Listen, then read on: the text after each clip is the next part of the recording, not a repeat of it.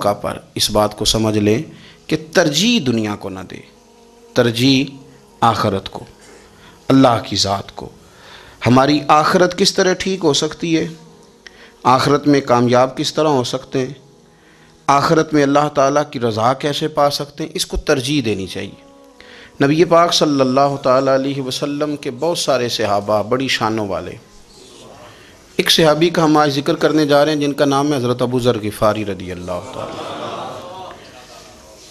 ہمارے صوفیاء تصوف میں ایک جملہ بولتے ہیں کہ تیرا تو فقر ابو ذر ہے، یعنی جن کو صحیح درویش کہتے ہیں نا، صحیح درویش۔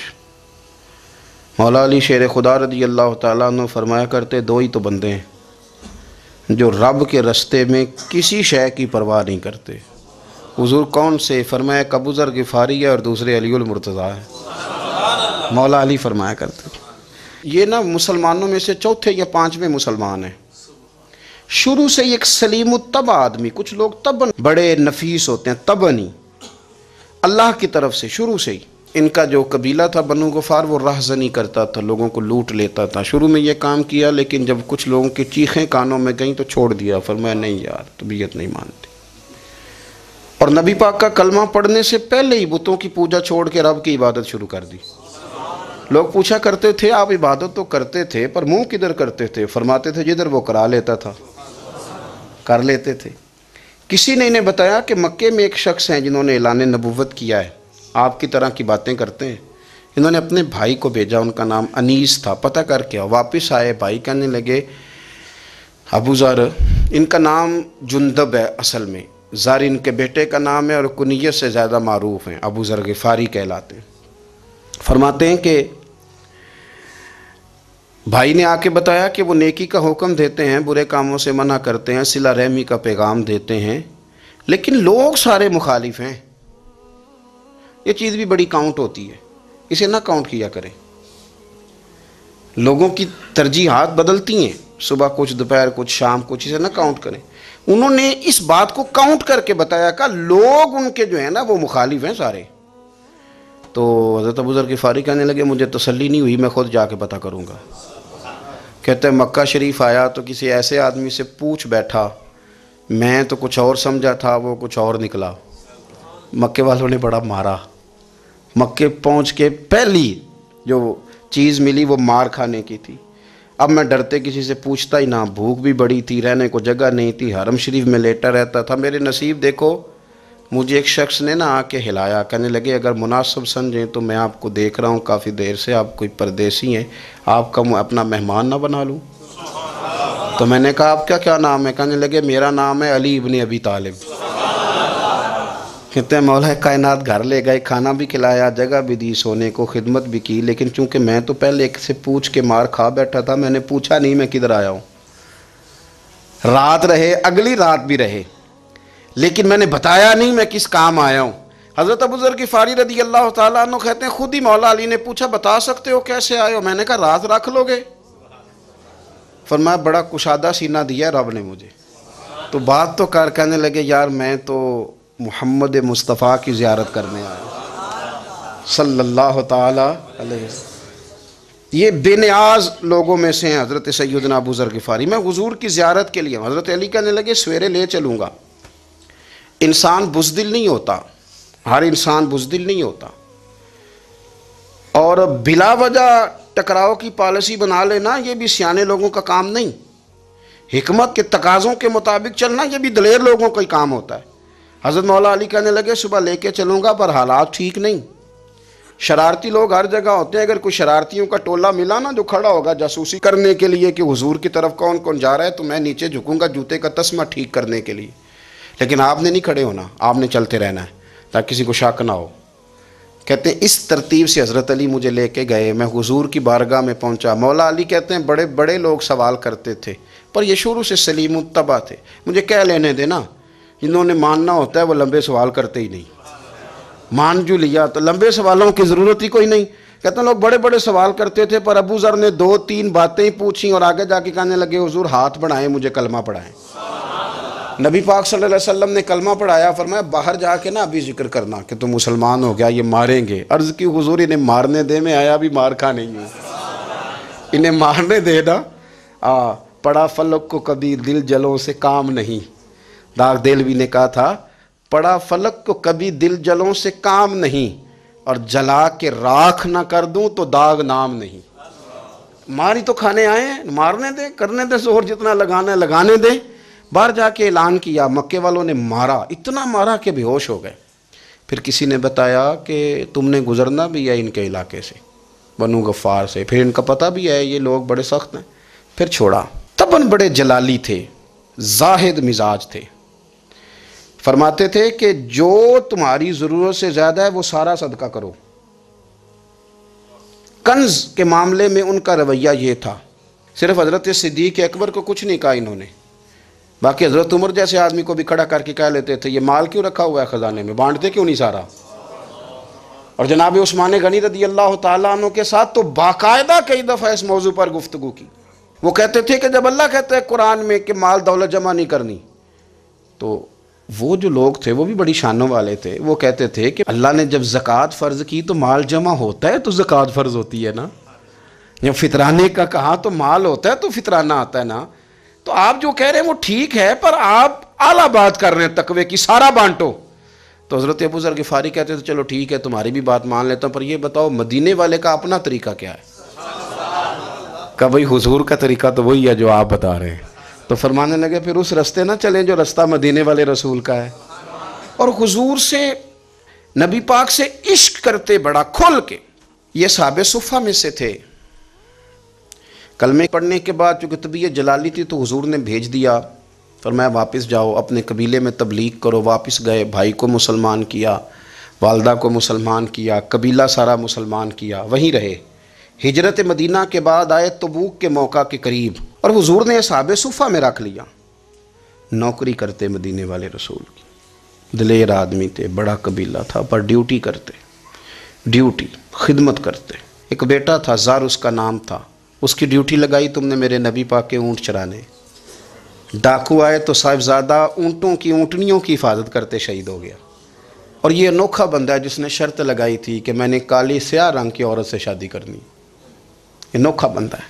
ایک بیٹی تھی، ایک بیٹا، بیٹا شہید ہو گیا. بیوی سے کہا تم نے نبی پاک کے گھر میں خدمت کرنی ہے، حضور کے گھر والوں، اور میں نبی پاک کی نوکری کروں گا.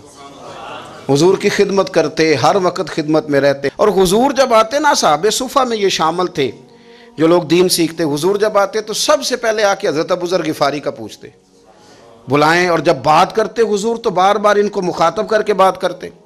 حضرت ابو ذر غفاری رضی اللہ تعالیٰ عنہ کا نبی پاک سے اتنا پیار کہ ہماری بھی مشکل حل کر دی. ابو داؤد شریف میں موجود ہے، ایک دن کہنے لگے یا رسول اللہ صلی اللہ علیہ وسلم، اگر کوئی بندہ کسی سے پیار بڑا ہی کرے پر اس جیسے عمل نہ کر سکے، کوشش کرے کر نہ. لوگ ہمیں کہتے ہیں نا جی پیار بڑا، عمل بھی تو کرو نا. بھی کرنا چاہیے، پر انسان ہے نا، غلطی بھی تو ہو ہی جاتی ہے. اب ہم عمل نہیں کر سکتے تو تم ہمیں پیار بھی نہیں کرنے دو گے؟ مہربانی کرو، پیار تو کرنے دو نا. حضرت ابو ذر غفاری نے کہا، ابو داؤد شریف میں موجود ہے، یا رسول اللہ صلی اللہ تعالیٰ علیہ وآلہ وسلم، حضور پیار بڑا کرے پر ان جیسے عمل نہ کرے تو حکم کیا ہے؟ تو حضور نے فرمایا پیار سچا کرے، اللہ قیامت کے دن جس سے محبت کرے گا نا اس کے ساتھ ہی دونوں کو اکٹھا فرما دے گا. تو حضرت ابو ذر نے فوراً کہا حضور پھر مجھے آپ سے بھی بڑا پیار ہے، رب سے بھی بڑا پیار ہے. فرمایا فکر نہ کرنا، جنت میں اکٹھے ہی جائیں گے. اتنی محبت رسول پاک کی ذات کے ساتھ حضور کی نوکری کرنا. ایک دن خدمت کرتے کرتے سو گئے. حضور مسجد میں آئے پتہ کرنے کہ ابو ذر آرام کر رہا ہے. یہ بھی مزہ ہوتا ہے، خیال رکھنا اپنے درویشوں کا، کیا کھایا کیا پیا، کہاں سوئے. حضور رات کو آئے، یہ سوئے ہوئے تھے. فرماتے ہیں حضور نے میرا انگوٹھا ہلایا، میں اٹھ کے بیٹھ گیا. حضور بھی میرے پاس بیٹھ گئے. اور میں ابو ذر بڑا پیار کرتے ہو، سونے آپ کو پتہ ہی ہے. کہا یار تو بڑی نوکری کرتا ہے، ایک دن وہ بھی آئے گا جس دن تجھے میری مسجد اور میرے شہر سے جانا پڑے گا، پھر کیا کرو گے؟ تو عرض کی حضور کسی کی طاقت ہے مجھے آپ کے شہر سے نکالے؟ میں تلوار نکال لوں گا. تو نبی پاک نے فرمایا تلوار نہ نکالنا، جہاں تمہیں بھیجا جائے چپ کر کے چلے جانا. حضور کب تک؟ فرمایا جب تک اللہ تیری اور میری ملاقات نہیں کرا دیتا، یعنی وصال تک. یہ واحد شخص ہیں کہ کہ حضور کے وصال ظاہری کا وقت آ گیا تو فرمایا کوئی میرے ابو ذر کو بلاؤ۔ جب یہ آئے تو حضور لیٹے ہوئے تھے، یہ جھکے نبی پاک کی طرف، حضور میں حاضر ہوں، تو حضور نے پکڑ کے سینے کے ساتھ لگا لیا۔ میرے رسول پاک صلی اللہ علیہ وسلم کی خدمت میں ایک دفعہ عرض کرنے لگے حضور مجھے صوبے کا گورنر بنا دیں، تو نبی پاک نے فرمایا ابو ذر میں عہدے پسند نہیں کرتا، تو تمہیں بھی میں کہتا ہوں عہدہ نہ لینا، تمہیں بھی کہتا ہوں عہدہ نہ لینا۔ فرمایا ابو ذر میں جو چیز اپنے لیے پسند کروں گا تمہیں بھی اسی کا مشورہ دوں گا، تم بندے اچھے ہو پر یہ کام تمہارے بس کا نہیں ہے۔ بڑے زاہد آدمی میرے رسول کریم صلی اللہ تعالیٰ علیہ وآلہ وسلم نے ان کے بارے میں فرمایا جس طرح نبیوں میں حضرت عیسیٰ علیہ السلام ہوئے، حضرت عیسیٰ دیکھیں نا، انبیاء میں اللہ تعالیٰ نے ہر قسم کی عظمت نبیوں کو دیں۔ جناب سلیمان علیہ السلام کا تو تخت بھی ہوا میں اڑتا تھا، جن تک تابع دار تھے، اور نبیوں میں حضرت عیسیٰ بھی ہیں جن کے پاس گھر بھی کوئی نہیں، شادی بھی کوئی نہیں کی، اینٹ سرانے رکھ کے تکیہ بناتے، ایک ان کے پاس کنگھی تھی اور ایک پیالہ تھا۔ دیکھیں جو بندہ نیک ہو نا، وہ بھی نیک ہیں، اللہ کے نبی ہیں، آپ اپنا تقوی مسلط نہیں کریں گے، جو وہ کر رہے ہیں وہ بھی مخلص ہو کے کر رہے ہیں۔ حکومتیں جو چلانی ہیں تو وہ کس نے چلانی ہیں؟ اگر نیک بندے نہیں آئیں گے تو غلط لوگ آئیں گے، قوموں پہ ظلم کریں، وہ بھی اپنی جگہ ٹھیک ہیں، لیکن یہ جو کر رہے ہیں یہ بات بھی اپنی جگہ بالکل ٹھیک ہے۔ ہم پتہ کیا کرتے ہیں، ہم چیزوں کو مسلط کرتے ہیں، ایک دوسرے پر مسلط نہیں کریں چیزوں کو۔ آپ جو کر سکتے ہیں، جو رستہ آپ کو صحیح لگتا ہے اختیار کر لیں، یہی تو ہمارے دین کا حسن ہے کہ سارے رستے واضح کر کے ہمیں دکھاتا ہے۔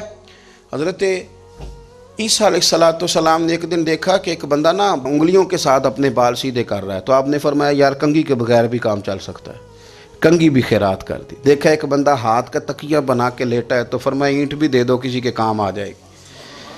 ایک دن دیکھا کہ ایک بندہ نا یوں چلو میں پانی پی رہا ہے، فرمایا پیالہ بھی رہنے دو، اس کے بغیر بھی کام چل ہی جاتا ہے۔ جناب عیسیٰ کا یہ زہد تھا۔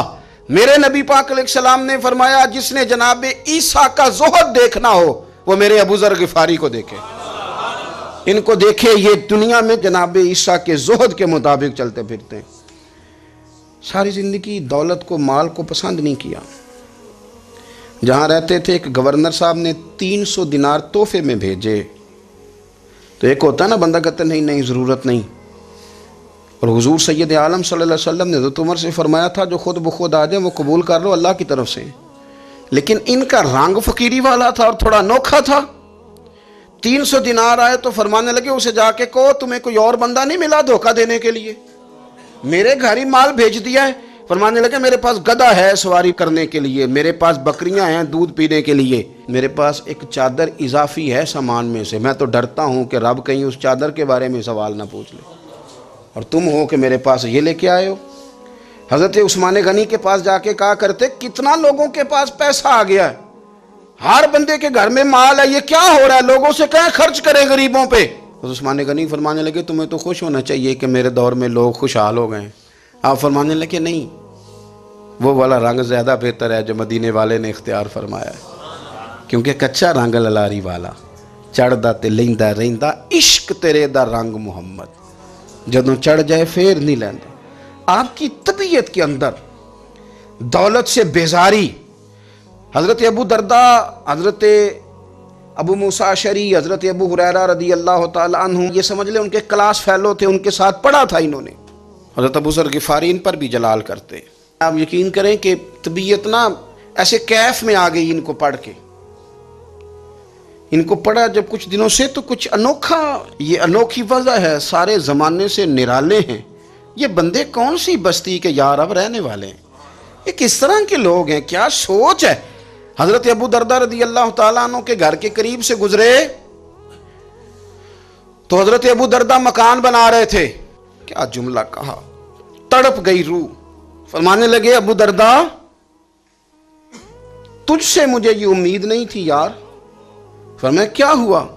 فرمانے لگے اب تیرا مکان بنانے کے لیے بھی اللہ کے بندوں کی پشتوں پر اینٹیں رکھی جائیں گی، تیرا مکان بنانے کے لیے رب کے بندوں کی پشتوں پر اینٹیں تیرے لیے۔ حضرت ابو درداء نے گردن جھکا لی، فرمایا یار جہاں تو ہے نا تو بالکل ہی ٹھیک کہتا ہے۔ کیوں؟ میرے نبی پاک صلی اللہ علیہ وسلم نے فرمایا اس زمین کے اوپر اور آسمان کے نیچے ابو ذر غفاری سے سچا بندہ کوئی نہیں، ان سے زیادہ سچا کوئی نہیں۔ فرمایا تو ٹھیک کہتا ہے یار، صحیح کہتا ہے۔ حضرت ابو موسیٰ اشعری رضی اللہ تعالیٰ عنہ کو گورنر بنا دیا گیا عراق کا۔ اب حضرت ابو موسیٰ اشعری صحابہ میں ایک بڑے جلیل القدر صحابی ہیں، اور ان کی عظمتیں، رفعتیں، بلندیاں کیا کہنا، بڑی گہری دوستی تھی۔ لیکن جب وہ گورنر بن گئے نا تو آپ نے فرمایا بس بھئی اب تو نے عہدہ لے لیا ہے، یہ بندے کو ٹھیک نہیں رہنے دیتی چیزیں، اب تو عہدے میں چلا گیا ہے۔ بڑی مدت کے بعد ملاقات ہوئی حضرت ابو موسیٰ اشعری کے ساتھ، وہ دوڑ کے آئے حضرت ابو ذر غفاری کے گلے ملنے، میرا بھائی میرا بھائی۔ فرمایا پیچھے ہٹ جا، میں نہیں تیرا بھائی، تو گورنر ہے، میں غریب آدمی ہوں، اپنا کام کر۔ پھر دوڑ کے آئے، فرمایا ابو ذر تو میرا بھائی ہے یار، اکٹھے پڑھتے تھے حضور۔ فرمایا نہیں، جا تو نہیں میرا۔ پھر آئے، جانتے تھے نا یہ سچا بندہ ہے، یہ سچا بندہ ہے، یہ تقریروں والا نہیں، صرف وعظوں والا نہیں، اس کے اندر بھی بڑی سچائیاں ہیں۔ قریب آئے، آ کے کہا یار تو میرا بھائی ہے، میرے سینے لاگ۔ فرمانے لگے تو تیسری بار آیا ہے، مومن ہے، میں منہ نہیں موڑ سکتا، پر پہلے مجھے بتا گورنر بننے کے بعد تو نے مکان کتنے بنائے، باغ کتنے لگائیں، چکیاں کتنی لگائیں، کتنے تو نے چیزیں بنائی ہیں، پہلے بتا۔ تو ابو موسیٰ اشعری نے ان کا ہاتھ پکڑا، رونے لگے، کہنے لگے جس محبوب سے تو نے تربیت لی ہے میں بھی انہی کا نوکر ہوں، جن کپڑوں میں میں عراق گیا تھا میرے آج بھی وہی ہیں یار۔ کیا بات کرتا ہے تو، میرے وہی ہیں۔ مجھے بتا اگر یہ عہدے خدمت کے ہم نہیں لیں گے تو پھر کیا ظالموں کو دیں گے، غیروں کو دیں گے؟ نہ کر، کچھ نہیں بنایا۔ حضرت سیدنا ابو موسیٰ اشعری رضی اللہ تعالیٰ عنہ روئے، اور جب کہا نا کوئی شے نہیں میرے پاس، تو فرمایا اچھا چل آ جا، پھر سینے لگ جا، تو واقعی میرا بھائی ہے۔ پھر حضرت ابو ذر غفاری نے محبت فرمائی، وہ درویشی، وہ فقیری، وہ سادگی، وہ نورانیت، وہ دل کے ساتھ اندر۔ ہمارے تو بہت سارے لوگ ہیں جو کہتے ہو کہاں لے جانا ہے مال، کیا ضرورت ہے مال کی، ہر وقت مال کی مخالفت کرتے ہیں، لیکن دل ان کا کہتا ہے کہ آئے صحیح، کسی طریقے سے پہنچے صحیح۔ حضور نے فرمایا بعض لوگوں کی زبانیں شہد سے زیادہ میٹھی، دل بھیڑیے سے زیادہ خطرناک، اوپر سے کہہ کچھ رہے ہیں اندر حالات کچھ اور ہیں۔ لیکن حضرت ابو ذر غفاری رضی اللہ تعالیٰ عنہ دوری دولت سے، آپ فرماتے کیوں ہیں لوگوں کے پاس مال، کس لیے اتنا مال جمع کیا ہے؟ کیا ساری غریبی ختم ہو گئی ہے، غربت مٹ گئی ہے ساری، کیوں لوگ مال بناتے ہیں؟ ایک اور آپ کی کلاس فیلو تھے جو بصرے کے گورنر بنے، عبداللہ بن عامر رضی اللہ تعالیٰ۔ ایک صاحب سے ملاقات ہوئی، جناب نافع تائی ان کا نام تھا، تو ابو ذر غفاری سے وہ بڑے شوق سے ملنے آئے، حضور کے صحابی سمجھ کر کے۔ فرمایا کہاں کے رہنے والے ہو؟ کہا میں تو بصرے کا رہنے والا ہوں۔ فرمایا وہاں میرے ایک کلاس فیلو ہیں عبداللہ بن عامر، کہا وہ تو آج کل گورنر ہیں۔ فرمایا میرا ایک پیغام دے دو گے اس کو جا کے؟ کہا حضور دے دوں گا۔ فرمایا اس سے جا کے کہنا تو گورنر بن کے بھی زندہ ہی ہے، اور میں پانی کا پیالہ پیتا ہوں، کھجور کھاتا ہوں اور رب کی عبادت کرتا ہوں، میں بھی تو زندہ ہی ہوں نا، تو بھی زندہ ہی ہے، اس سے آگے کچھ نہیں ہے، اور میں کھجور کھاتا ہوں، پانی کا پیالہ پیتا ہوں، میں بھی تو زندہ ہوں نا۔ اللہ اکبر۔ نافع تائی کہتے ہیں اس پیغام کی سمجھ نہیں آئی، لیکن میں لے کے گیا، عبداللہ بن عامر سے میری ملاقات ہوئی، تو میں نے کہا جی ایک پیغام دینا ہے، تو انہوں نے کچھ توجہ نہیں کی۔ جب میں نے بتایا نا کہ حضرت ابو ذر غفاری کا پیغام ہے، تو ان دونوں آنکھیں کھول دیں، کہنے لگے جلدی بتاؤ انہوں نے کیا کہا ہے۔ فقر اور درویشی کے رستے پہ چلنے والوں کے امام سیدنا ابو ذر غفاری نے کیا کہا ہے؟ تو کہتے ہیں مجھے پاس بٹھا لیا، شفقت فرمائی، کہنے لگے اب بتاؤ انہوں نے کیا کہا ہے؟ تو عرض کرنے لگے انہوں نے کہا ہے کہ تو گورنر ہے، تو بھی زندہ ہے، اور میں کھجور کھاتا ہوں، پانی پیتا ہوں، رب کو یاد کرتا ہوں، میں بھی تو زندہ ہی ہوں نا۔ کہنے لگے ایک دفعہ پھر کہا انہوں نے کہا تھا کہ میں کھجور کھاتا ہوں، پانی پیتا ہوں، عبادت کرتا ہوں، میں بھی تو زندہ، کہا ایک دفعہ پھر کہتے ہیں تیسری دفعہ کہا تو وہ اتنا روئے کہ انہوں نے چادر میں منہ چھپا لیا۔ کہنے لگے یار وہ ٹھیک ہی کہتا ہے، وہ صحیح کہتا ہے، اتنا مال، اتنے عہدے، اتنی چیزیں، اتنا کچھ جمع کر کے رکھا ہے، ان کا حساب دینا ان چیزوں کی اللہ کے حضور کیا عذر پیش کریں گے، کس طرح رب کی بارگاہ میں بتائیں گے کیا وجہ تھی، کن چکروں میں ہم نے زندگی گزار دی۔ سیدنا ابو ذر غفاری رضی اللہ تعالیٰ عنہ نے اپنی حیات مبارکہ ساری کی ساری فرماتے تھے کہ ہم نہیں عمل کریں گے تو کون کرے گا، وہ خاص سادگی، وہ خاص۔ اور پتہ میرے نبی پاک نے کیا فرمایا؟ فرمایا مجھے میرے رب نے حکم دیا ہے کہ میں 4 لوگوں سے پیار کروں۔ اللہ اکبر، کاش کبھی آپ اس حدیث کے جملوں کو سمجھیں۔ اور یار اللہ نے حکم دیا ہے محبوب پیار کرے، حضور کس سے؟ تو پہلے 3 مرتبہ نبی پاک نے ایک ہی شخص کا نام لیا، فرمایا علی سے، علی سے، علی سے، پھر فرمایا ابو ذر غفاری سے، پھر فرمایا جناب مقداد سے، پھر فرمایا سلمان فارسی سے۔ رب نے مجھے کہا ان سے پیار کرو، حضرت ابو ذر غفاری۔ تبوک کے موقع پر نا اونٹ پہ بیٹھے تھے، پیچھے رہ گئے، اونٹ پر بیٹھے تھے تو پیچھے رہ گئے، اونٹ سست تھا، تھک گیا، چل نہیں رہا تھا۔ حضرت ابو ذر غفاری رضی اللہ تعالیٰ عنہ پہلے تو اسے لے گئے یہ گاؤں میں کہ اونٹ بیمار ہو گیا، اس کا علاج کرایا، لیکن جب وہ ٹھیک نہ ہو سکا نا تو اونٹ وہیں چھوڑ دیا۔ حضور صلی اللہ علیہ وسلم کے پیچھے ضرور پہنچنا ہے میدان تبوک میں، تو جو سامان تھا وہ سارا پشت پہ رکھا اور اکیلے ہی چل دیے، تنے تنہا اور پیدل۔ سامنے سے گرد اڑتی ہوئی نظر آئی تو لوگوں نے کہا حضور پتہ نہیں کون آیا ہے۔ فرمایا تمہیں نہیں پتہ، مجھے تو پتہ ہے نا، ابو ذر غفاری آیا ہے، ابو ذر غفاری آئے۔ پھر حضور نے فرمایا یمشی واحدہ و یموت واحدہ و یبعث واحدہ، فرمایا یہ تنہا چلتے ہیں، یہ تنہا ہی دنیا سے جائیں گے، تنہا ہی اٹھائے جائیں گے، تنہا تنہا چلتے ہیں، تنہا ہی دنیا سے جائیں گے، انتقال تنہا ہی اٹھائے جائیں گے۔ جو بہت زیادہ سختی کرنے لگے صحابہ پہ، بہت زیادہ، تو حضرت عثمان غنی رضی اللہ تعالیٰ عنہ نے فرمایا کہ آپ اپنے مزاج کے لحاظ سے تو درست ہیں، پر جو چیز آپ طاری کرنا چاہتے ہیں جب شریعت گنجائش دیتی ہے تو آپ کیوں اتنی سختی فرماتے ہیں؟ تو فرمانے لگے ٹھیک ہے پھر مجھے ربضہ جانے کی اجازت دے دو۔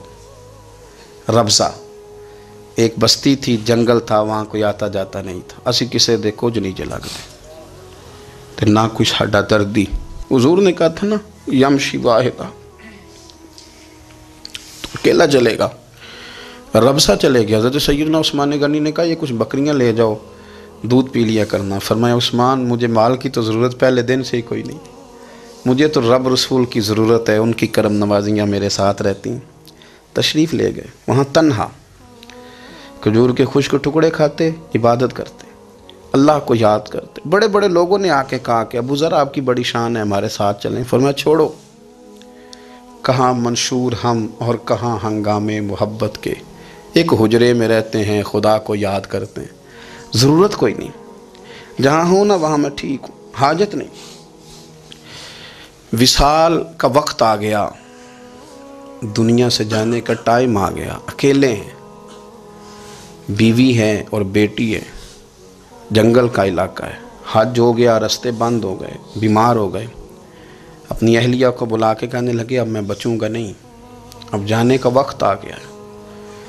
میں نے فقیری جو حضور کی دیکھی تھی اس میں نے وقت گزارا ہے، اور دیکھ میں جا بھی فقیری میرا ہوں، لے سجدہ سا توڑ دی پائی، جان بھی دیتی تیرا تیرے، اب جانے کا وقت ہے۔ تو اس طرح کرنا، اگر تیرے پاس کوئی کپڑا ہوا تو مجھے کفن دے دینا، نہ ہوا تو اللہ کے سپرد کر دینا۔ کہا ہم 2 عورتیں ہیں، جنازہ، غسل، کفن۔ فرمایا رب جماعت بھیجے گا میرے لیے، لوگ آئیں گے، میرے نبی پاک نے مجھ سے وعدہ کیا تھا آئیں گے نا لوگ۔ تو اہلیہ کہنے لگی ابو ذر آپ کو کیسے پتہ ہے کہ آپ اس صحرا میں انتقال کر جائیں گے، اللہ شفا دینے والا ہے۔ فرمانے لگے ہم 3-4 لوگ بیٹھے تھے تو حضور نے فرمایا تھا تم میں سے ایک شخص صحرا میں اکیلا انتقال کر جائے گا۔ تو وہ میرے جتنے باقی ساتھی تھے وہ سارے انتقال کر گئے، اب میں اکیلا ہی بچا، مجھے پتہ ہے وہ میں ہی ہوں، تو تم دیکھنا تمہیں کوئی نہ کوئی مل جائے گا غسل کفن کے لیے۔ آپ کی اہلیہ کہتی ہیں کہ میں اٹھی، کبھی دوڑ کے میں باہر جاتی، سڑک پہ جا کے دیکھتی کوئی گزر رہا ہے، پھر میں آ کے کہتی حج ختم ہو گیا ہے، رستے بند ہو گئے ہیں، کون آئے گا جنگل میں، پھر میں آ کے ان کی تیمارداری کرتی، پھر اٹھ کے جاتی، پھر میں آ کے تیمارداری کرتی. اچانک میری نظر پڑی تو ایک چھوٹا سا قافلہ آ رہا تھا.